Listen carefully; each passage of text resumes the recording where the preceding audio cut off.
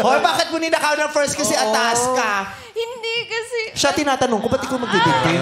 Yung Sandro. O, paano yun, Sandro? Naaalala mo ba? kasi ako. Hindi nga, tinatanong ko siya, bakit niya ninikawan? Bakit ninakaw? Parang ano po, parang sinabi ko lang na tingin siya somewhere, tapos nagulat na lang siya na Yung pagbalik. Yung mga Big Soto moves, di ba, sa dati? Yung gagawin. Tingin ka dun. Tumada moves. At saka yung, sakit dito, tingnan nga. Saan yan? Parang may mali siya ka sa akin. May magbarkada, tawag ka na titibeno. tingin ka dun. Ryan Bang style. Ryan Bang style nila. Ano man, may isang kalahating kilo na yan, biniwasan mo yung brush. Sakto yung kaso ka. Tingin ka doon. Diyan ka lang. Iniiwan mo.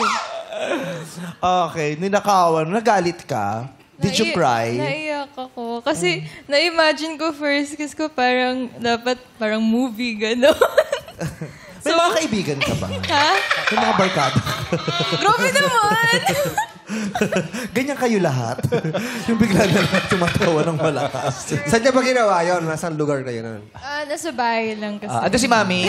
Yes! No! Ano si Mami? Pero sinabi mo na, Mami, tignan mo, panoorin mo. Nanakawan ko na hali yung anak mo. Pero nagpaalam, di ba?